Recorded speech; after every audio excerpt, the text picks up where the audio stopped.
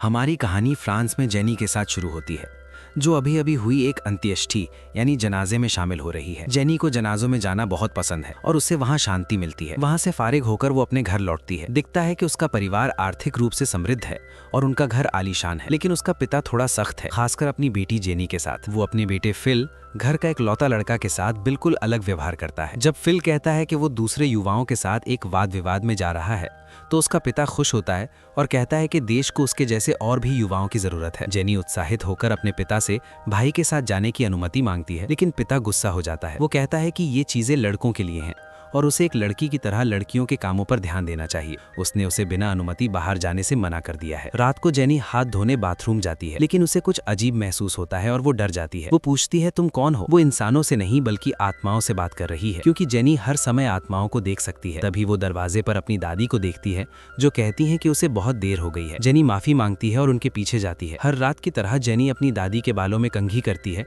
और उनका ख्याल रखती है। दादी उससे पूछती है कि वो आज कहाँ गई थी और झूठ ना बोले, क्योंकि उन्हें पता है कि वो अपनी सहेली के पास नहीं थी। वो पूछती हैं कि क्या वो आज किसी जनाजे में गई थी। जेनी खुशी खुशी हाँ कहती है और बताती है कि वहाँ बहुत भीड़ थी। पता चलता है कि दादी को पता है कि वो पिता की अनुमति के बिना बाहर जाती है, लेकिन वो पिता को कुछ नहीं बताती। इसके बाद वो अपने कमरे की ओर जाती है, लेकिन रास्ते में उसे अपने भाई के कमरे से आवाज सुनाई देती है। वो ये देखकर चौंक जाती है कि उसके भाई के साथ कमरे में एक आदमी है और उसे पता चलता है कि उनके बीच गलत संबंध है। अगले दिन वो अपने भाई के साथ गाड़ी में बैठ जाती है, जो वाद विवाद के लिए जा रहा था। वो उससे कहती है कि वो वहां नहीं जाना चाहती, बस उसे उस कैफे पर छोड़ दे जहां वो पढ़ना और सिगरेट पीना पसंद करती है। वो उतरकर अकेले सड़क पर टहलती है और फिर अपने पसंदीदा कैफे जाती है। वहां वो एक नौजवान को देखती है जो आत्माओं के बारे में एक किताब पढ़ रहा था। उस किताब ने उसका ध्यान खींचा। वो नौजवान उसके पास आकर बैठता है और बात शुरू करता है। उसे लगा कि जेनी उसे देख रही है, लेकिन जेनी कहती है कि वो बस उसकी किताब देख रही थी। लड़का मजाक में कहता है, किताब अपने मालिक की शख्सियत को दर्शाती है, तो इसका मतलब है तुम मुझे ही देख रही थी। वो कहता है कि उसने पहली बार इतनी शिक्षित लड़की देखी है। वो किताब पर अपना नाम लिखता है और जेनी से कहता है कि जब वो इसे पढ़ ले तो उसे लौटा दे। वो किताब छोड़कर चला जाता है। जेनी घर आकर हर रात वो किताब पढ़ती है। उसका भाई जब उसे देखता है तो वो उसकी गोद में सिर रखकर सो जाता है। दिखता है कि वे एक दूसरे से बहुत प्यार करते हैं, लेकिन पिता के भेदभाव की वजह से घर में परेशानियां हैं। अगले दिन परिवार एक दूसरे परिवार से मिलता है, जिनकी एक शादी के लायक बेटी है। वे उस लड़की और फिल का रिश्ता तय करने की कोशिश करते हैं। फिल दिखावा करता है कि वो खुश है, लेकिन जेनी को असलियत पता है। वो उस लड़की को परेशान करने के लिए कुछ कड़वी बातें कह देती है, जिससे लड़की गुस्से में चली जाती है। इस वजह से पिता जेनी से झगड़ा करता है, क्योंकि वो किसी का सम्मान नहीं करती। कुछ दिन बीत जाते हैं और जेनी लगातार वो किताब पढ़ती रहती है। एक दिन एक आत्मा उसके पास आई, उस पर हावी हुई और उसका भाई उसे तब तक जगाता रहा जब तक वो सामान्य नहीं हो गई। भाई बहुत डरा हुआ था और उसने जेनी से कहा कि वो इन आत्माओं के साथ ना जाए और उसे अकेला ना छोड़े। जेनी उसे तसल्ली देती है कि उसने किताब में पढ़ा है और अब उसे इनसे बेहतर तरीके से निपटना आ गया है। रात को घर में एक पार्टी होती है। जेनी लोगों के साथ घुलने मिलने की कोशिश करती है ताकि उसके पिता को शक ना हो। रात को जब वो दादी के बालों में कंघी कर रही होती है, तो वो अचानक रुक जाती है और शून्य में ताकने लगती है। दादी डर जाती है। अचानक जेनी बदल जाती है और दादी के दराज से सारा सामान बाहर फेंकने लगती है। दादी उसे रोकने के लिए चिल्लाती है, लेकिन वो तब तक नहीं रुकती जब तक उसे एक चेन नहीं मिल जाती। ये चेन उसके दादा ने दादी को 40 साल पहले तोहफे में दी थी। दादी हैरान रह गई, क्योंकि उन्हें लगा था कि इसे नौकरों ने चुरा लिया था। वो इस चेन को बहुत प्यार करती थी। उन्होंने पूछा, तुम्हें कैसे पता चला कि ये यहाँ है? पहले तो जेनी ने कुछ नहीं कहा। दादी ने जेनी को भरोसा दिलाया कि वो किसी को नहीं बताएंगी। तो जेनी ने उन्हें बताया कि दादाजी की आत्मा ने ही उसे उस चैन की जगह बताई थी। जेनी ने वो चैन दादी को दे दी और कहा कि वो किसी और को इसके बारे में ना बताएं। अगले दिन जेनी की माँ उसे जगाती हैं। वो काफी दुखी लग रही थी। वो जेनी को बताती हैं कि उसके पिता उसे कपड़ों की दुकान पर ले जा रहे हैं ताकि वो उस लड़की से मिल सके जिसे उसने नाराज किया था, और इस बार उसे माफी मांगनी होगी। जेनी ने देखा कि उसकी माँ रो रही है, तो उसे लगा कि शायद माँ को डर है कि कहीं वो इस शादी के रिश्ते को खराब ना कर दे। जेनी ने वादा किया कि वो ऐसा नहीं करेगी। वो अपने पिता और भाई के साथ गाड़ी में बैठ गई। दोनों अजीब तरह से खामोश थे, लेकिन जेनी ने उनके व्यवहार में कोई बदलाव महसूस नहीं किया जब तक कि वे एक मानसिक चिकित्सालय मेंटल असाइलम नहीं पहुंच गए। तब जाकर जेनी को समझ आया कि क्या हो रहा है, और उसके पिता उसे पागल समझकर भर्ती करवा रहे हैं। जेनी बहुत चिल्लाई और उनके पैर पकड़े कि उसे यहाँ ना छोड़ें। वो अब आत्माओं वाली बातें नहीं करेगी, लेकिन पिता ने उसे नर्सों के हवाले कर दिया। फिल अपनी बहन की ये हालत देख नहीं पा रहा था, जबकि पिता नर्स जेनिफ के साथ कागजी कार्यवाही पूरी करने चले गए। जेनिफ ने जेनी की जांच की कि उसे कहीं कोई चोट तो नहीं लगी है, और फिर उसे नर्सों के साथ एक बड़े कमरे में भेज दिया। उस कमरे में और भी लड़कियां थीं जो मानसिक बीमारियों से जूझ रही थीं। सिवाय लीजा के। लीजा एक खूबसूरत लड़की थी जिसे हल्की हिस्टीरिया की बीमारी थी और ये उसके साथ हुए एक हादसे उसके फूफा द्वारा यौन शोषण की वजह से हुआ था। लीजा के घर वालों ने उसे यहाँ इसलिए डाल दिया था ताकि उसके फूफा की काली करतूत छुपी रहे, क्योंकि लीजा अनाथ थी और उसका कोई नहीं था। लीजा और जेनी की जल्दी ही दोस्ती हो गई। लीजा ने उसे अपनी पूरी कहानी सुनाई और बताया कि उसकी सगाई डॉक्टर जिल से हुई है। उसने जेनी से पूछा कि अगले महीने होने वाली पार्टी में वो क्या पहने। जेनी ने पूछा कैसी पार्टी। लीजा ने बताया कि यहाँ एक पार्टी होती है जहाँ बाहर से लड़कों को बुलाया जाता है ताकि वे लड़कियों के साथ डांस कर सकें। हर कोई इस पार्टी का इंतजार करता है क्योंकि उन्हें इसमें सुंदर कपड़े पहनने को मिलते हैं। लीजा ने जेनी को बाकी लड़कियों से भी मिलवाया और उसे एक हिंसक लड़की से सावधान रहने को कहा। अगली सुबह जेनिफ ने लीजा को डॉक्टर शार्को के सेशन के लिए तैयार किया। लीजा खुश थी क्योंकि वो अपने प्रेमी जिल से मिलने वाली थी। जिल ने उसे झांसा दिया था कि वो उससे शादी करेगा। डॉक्टर शार्को अपने सिद्धांतों को साबित करने के लिए उन पर सम्मोहन हिप्नोसिस का इस्तेमाल करता था और बाकी डॉक्टरों को ये सब दिखाता था। सेशन के दौरान लीजा बेहोश होकर गिर गई और उसे दौरे पड़ने लगे। वो जिल जो उसे देखकर मुस्कुरा रहा था सबसे पहले हॉल छोड़कर भाग गया। जेनिफ के अलावा किसी को उस पर दया नहीं आई।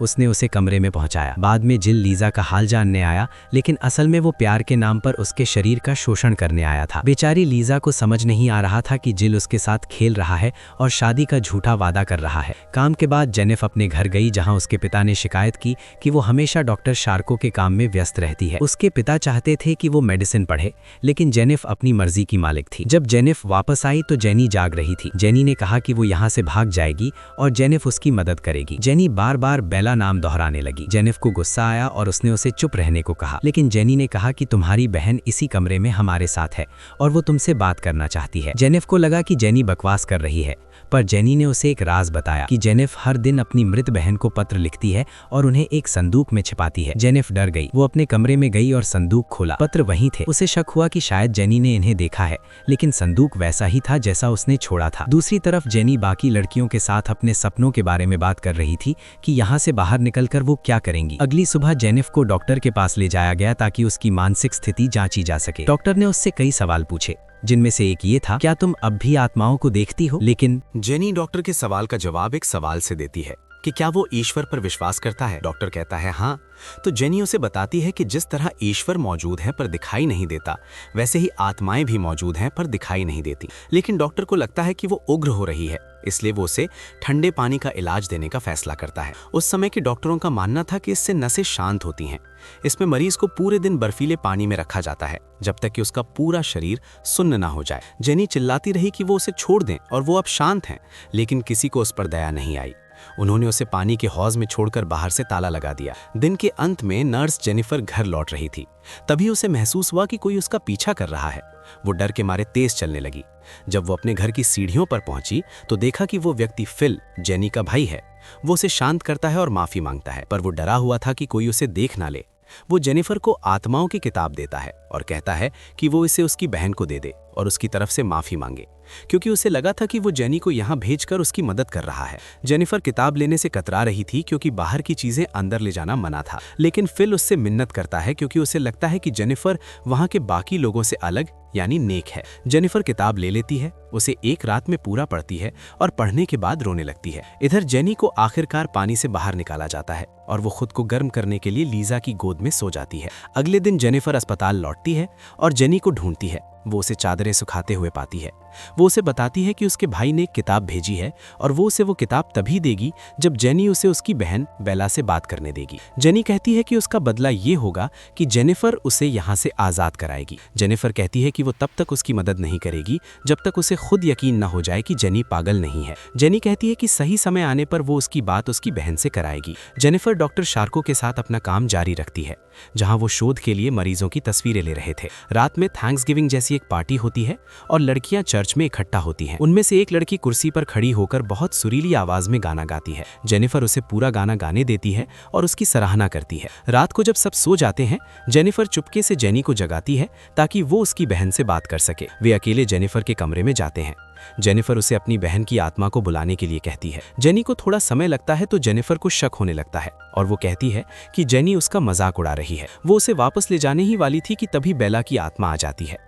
जेनी के शरीर में अजीब सी हलचल होती है और वो बेला की आवाज में कहती है कि समय कम है और जेनिफर के पिता के साथ कुछ हुआ है, उसे तुरंत घर जाना चाहिए। जेनिफर घबराकर तुरंत घर भागती है। वो अपने पिता को ढूंढती है पर वे नहीं मिलते। उसे लगता है कि उसने जेनी पर यकीन करके गलती की, लेकिन तभी उसे फर्श पर पिता का रुमाल मिलता है। वो ऊपर भागती है और देखती है कि किचन में पिता को चोट लगी है। पिता कहते हैं, शायद भगवान ने ही तुम्हें मेरे पास भेजा है। जेनिफर उनका इलाज करती है। पिता पूछते हैं कि उसे कैसे पता चला कि उन्हें चोट लगी है। वो कहती है, बस एक एहसास था। लेकिन रात को पिता फिर पूछते हैं कि उसे सच में कैसे पता चला। जेनिफर सच बता देती है कि जेनी ने उसकी बहन बेला के जरिए ये बताया। पिता बुरी तरह भड़क जाते हैं। वे कहते हैं कि बेला मर चुकी है और इस घर में उसका नाम दोबारा न लिया जाए।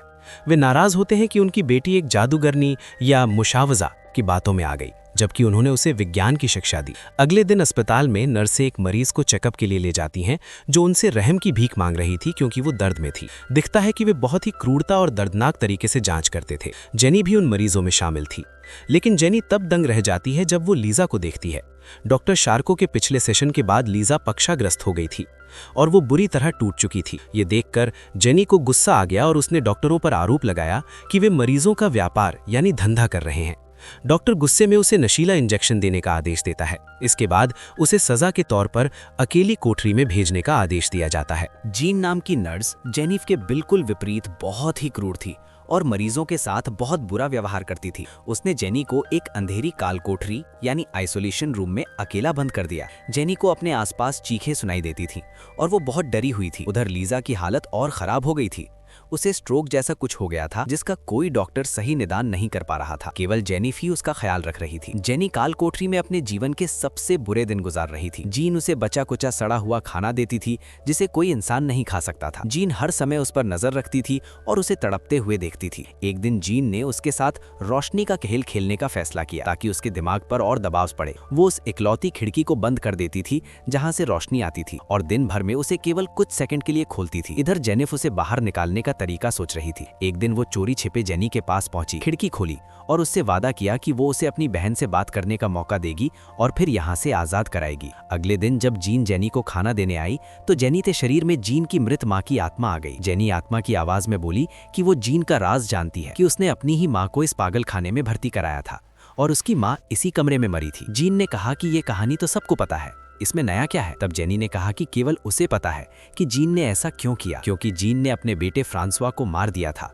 और उसकी माँ ने उसे देख लिया था, इसलिए बदला लेने के लिए उसने माँ को यहाँ डलवा दिया। आत्मा ने जीन से कहा कि वो अपनी माँ को माफ कर दे क्योंकि माँ उससे नाराज नहीं है। जीन बुरी तरह भड़क गई। वो रोने लगी और गुस्से में जेनी का गला घोटने वाली थी, पर उसने खुद पर काबू पाया और कमरे से बाहर भाग गई। रास्ते में जीन एक मरीज से टकराई जिसने चालाकी से जीन की चाबियां चुरा ली और वे चाबियां जेनिफ को दे दी। जेनिफ तुरंत जेनी के पास गई। जेनी ने फिर से जेनिफ की बहन बेला की आत्मा को बुलाया। बेला ने जेनिफ से कहा कि अब उसे पत्र लिखना बंद कर देना चाहिए क्योंकि उसने उसे माफ कर दिया है। बेला ने आखिरी बार विदाई ली और कहा कि वो हमेशा जेनिफ के साथ रहेगी, खासकर उन मरीजों और लड़कियों की मदद करने में जिन्हें जेनिफ बचाती है। जेनिफ ने जेनी को बाहर निकालने का वादा पूरा किया। वो डॉक्टर शार्को के पास गई और उसे यकीन दिलाया कि जेनी अब बिल्कुल ठीक है। डॉक्टर मान गया, लेकिन उसने कहा कि अगर कुछ भी गलत हुआ तो इसकी पूरी जिम्मेदारी जेनिफ की होगी। जेनिफ ने जेनी को नए कपड़े दिए और कहा कि कल वो यहाँ से चली जाएगी। अगले दिन जब जेनी बाहर निकली तो उसे लगा जैसे उसने पहली बार दिन का उजाला देखा है। उसने ताज़ा हवा में सांस ली और लीजा से मिलकर उसे ढांढस बंधाया। इधर जेनी के भाई फिल को जेनिफ का पत्र मिला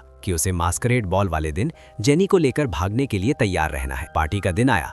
लड़कियों को सुंदर कपड़े और मेकअप दिया गया। लीजा को भी एक खूबसूरत ड्रेस पहनाई गई। रात को बाहर से युवक पार्टी में पहुंचे जिनमें फिल भी शामिल था। डॉक्टर शार्को के आदेश पर लड़कियां नीचे आई और डांस शुरू हुआ। जेनी और फिल ने एक दूसरे के साथ डांस किया, पर ऐसे दिखाया जैसे वे अजनबी हों। जीन ऊपर से सब देख रही थी। अचानक उसकी नजर जेनी से हट गई। जेनिफ जेनी को चुपके से अपने कमरे में ले गई ताकि उसके कपड़े बदलकर उसे भगा सके। पार्टी में माहौल बिगड़ रहा था। लड़के लड़कियों का फायदा उठा रहे थे। तभी एक लड़की ने देखा कि डॉक्टर जिल लीजा को एक कमरे में अकेला ले गया है। उसने तुरंत अपनी हिंसक सहेली को बुलाया और उन लड़कियों ने मिलकर जिल की जमकर धुनाई की और उसे उसकी करतूत का मजा चखाया। उधर जीन ने जेनी और फिल को पकड़ने की कोशिश की, लेकिन जेनिफ ने जीन को रोक लिया और उन्हें भागने के लिए कहा। जीन ने पहरेदारों को आवाज दी, पर तब तक जेनी और फिल सुरक्षित बाहर निकल चुके थे। जेनिफ ने दरवाजा बंद कर लिया। उसने जेनी के साथ जाने से मना कर दिया क्योंकि वो यहाँ रहकर दूसरी लड़कियों की मदद करना चाहती थी। जब पहरेदार पहुंचे तो जीन ने जेनिफ को पकड़ लिया और कहा कि अब उसकी कड़ी जांच होगी। कई महीनों बाद हम जेनी को समुद्र किनारे आजादी से रहते हुए देखते हैं। वो जेनिफ को खत लिखती है और उसे शुक्रिया कहती है। उधर जेनिफ को उसी पागल खाने में कैद कर दिया गया है, लेकिन वो दुखी नहीं है। वो खतों को पढ़ती है और खुश होती है क्योंकि जेल के अंदर रहकर भी वो बीमार लड़कियों की सेवा कर रही है और उनके दुख कम कर रही है। जेनी को अपनी मनचाही आजादी मिल गई, लेकिन जेनिफ उस पागल खाने की दीवारों के पीछे रह गई जहां इंसानी भावनाओं और दर्द की कोई कदर नहीं थी। यहाँ ये दुखद और प्रेरणादायक कहानी समाप्त होती है। क्या आप ऐसी ही किसी और कहानी का अनुवाद चाहते हैं?